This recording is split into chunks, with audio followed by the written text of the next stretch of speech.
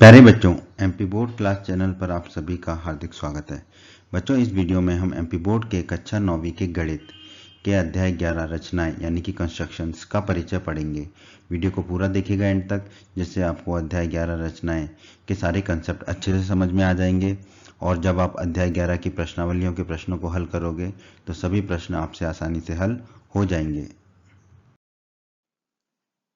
रचनाएं। दोस्तों, पिछले अध्यायों में जो आकृतियां हमने बनाई थी किसी प्रमेय को सिद्ध करने के लिए या किसी भी प्रश्न को हल करने के लिए, ठीक है, वे यथार्थ नहीं थी। मतलब कि वो उतनी ही लंबाई की, जैसे कि बोला गया हो कि दो दो सेंटीमीटर का वृत्त खींचा हमने, 2 सेंटीमीटर त्रिज्या का वृत्त खींचा, ठीक है। तो जरूरी नहीं कि वो 2 सेंटीमीटर त्रिज्या का ही वृत्त हो, उससे थोड़ा कम या ज्यादा भी हो सकता था।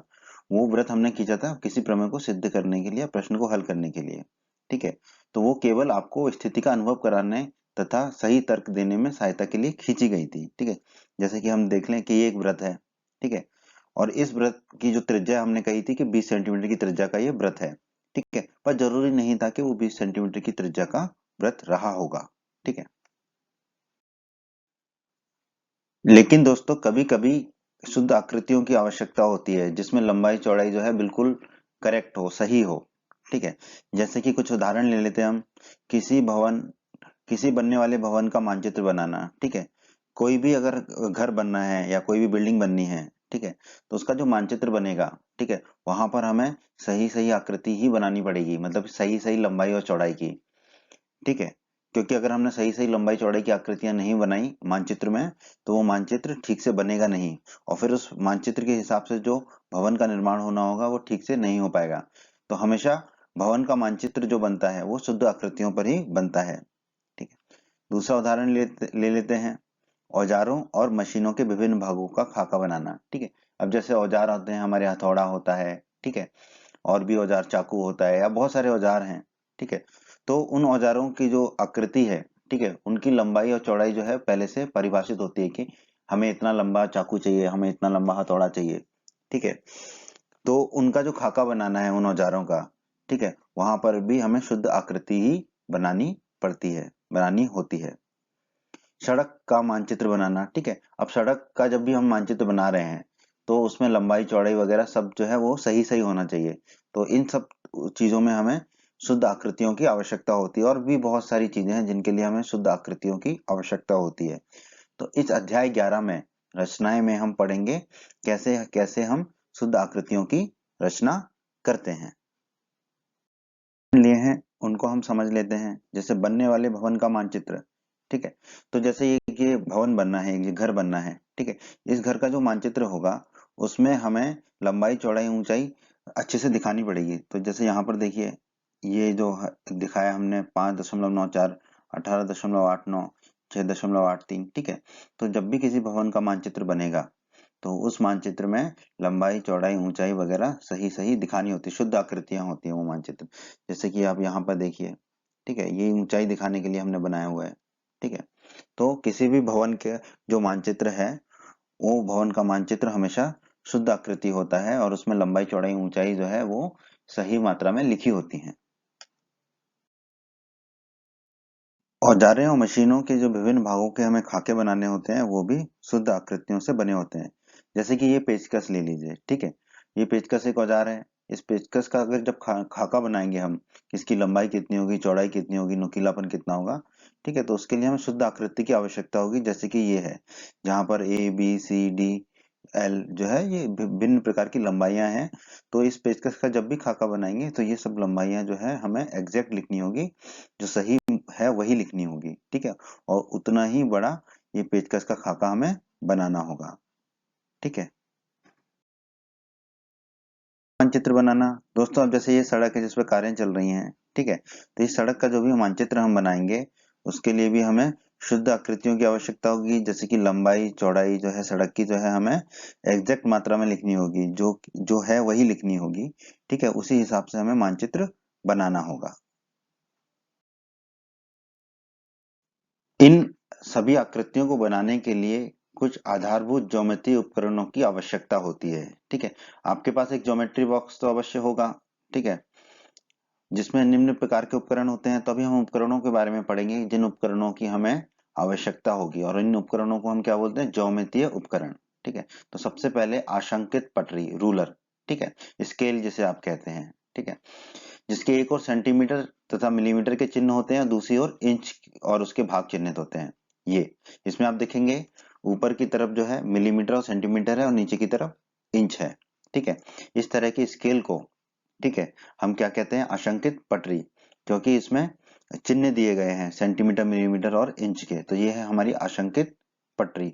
अगर चिन्ह नहीं दिए गए होते, सीधी सिर्फ एक पटरी होती जिसपे कुछ नहीं लिखा होता, तो वो अनाशंकित पटरी कहलाती। ठीक है, तो ये है हमारी आशंकित पटरी, जिसकी हमें आवश्यकता होती है आकृतियों को बनाने में। तो दोस्तों, जो दूसरे ज्योमेट्री उपकरणों की हमें आवश्यकता पड़ेगी उसमें है सेट स्क्वायर। सेट स्क्वायर दो तरह के होते हैं।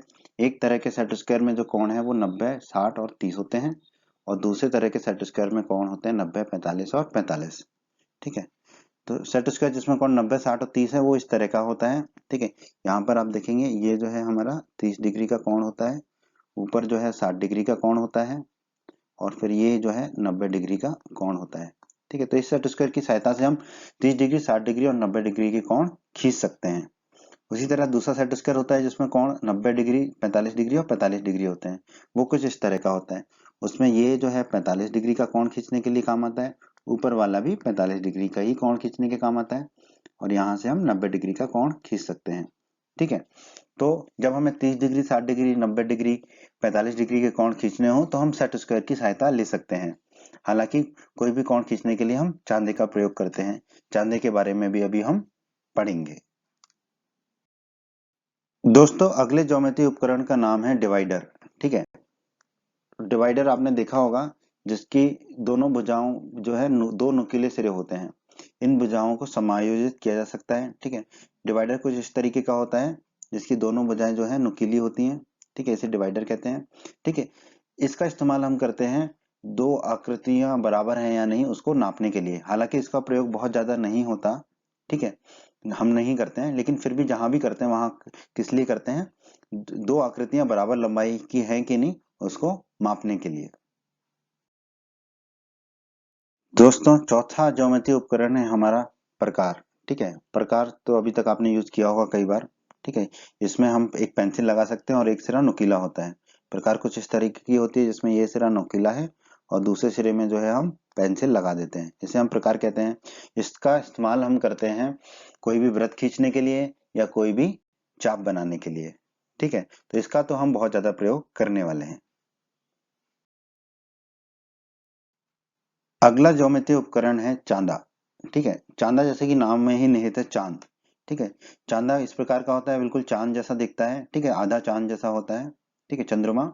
ठीक है, तो ये होता है चांदा।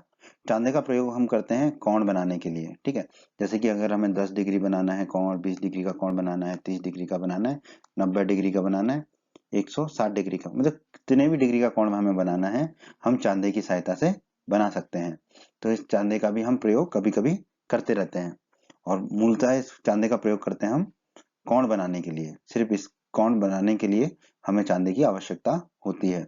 हम चांदे की सहायता से अगर हम चाहें 65 डिग्री, तो 60 और 50 के बीच में, 55 डिग्री अगर हमें खींचना है तो 50 और 60 के बीच में ये यहाँ पर हम खींचेंगे तो ये हमारा कौन हो जाएगा 55 डिग्री का। ठीक है, तो चांदे का भी प्रयोग हमें करना होगा ज्योमेट्री रचनाएं करने के लिए।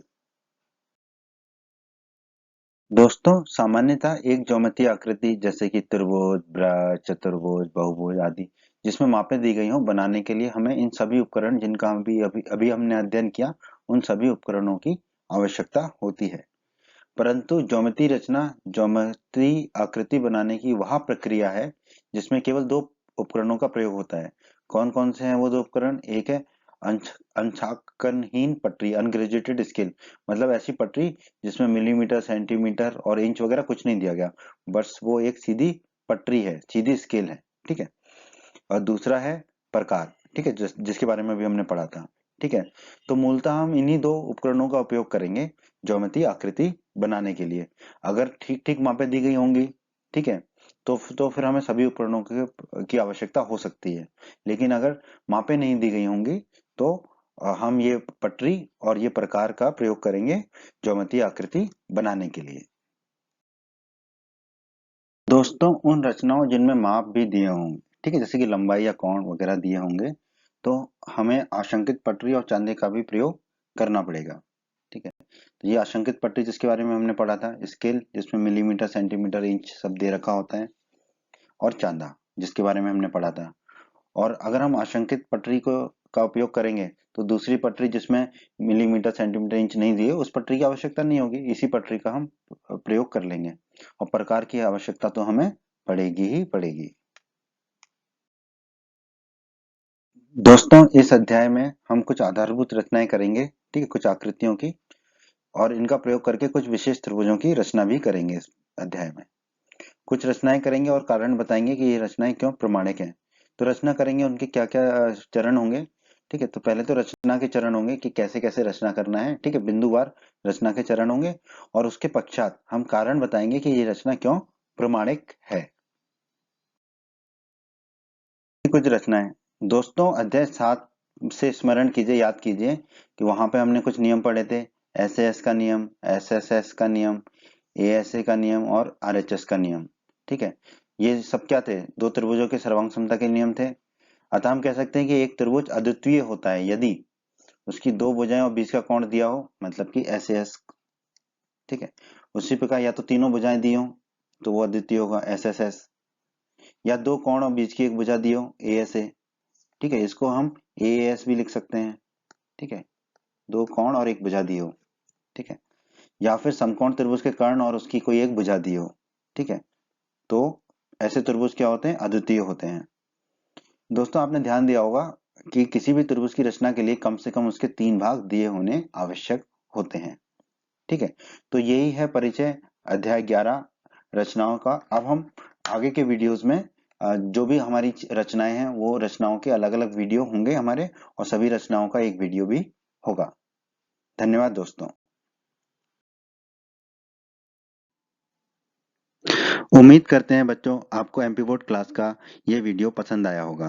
बच्चों अगर आप हमारे चैनल पर नए हैं और आपने अभी तक चैनल को सब्सक्राइब नहीं किया है तो आप सब्सक्राइब बटन को दबाकर जल्दी से चैनल को सब्सक्राइब कर लीजिए और बेल आइकन को भी दबा दीजिए। बेल आइकन को दबाने से क्या होगा, हमारे चैनल पर जब भी कोई नया वीडियो आएगा तो उसका नोटिफिकेशन सबसे पहले आपको मिलेगा, और यूट्यूब सर्च में भी आपको हमारे वीडियोस ऊपर नजर आएंगे। और आप हमारे वीडियोस को अपने सभी दोस्तों के साथ फेसबुक और व्हाट्सएप पर अवश्य शेयर कीजिए, जिससे आपके दोस्तों का भी लाभ हो सके।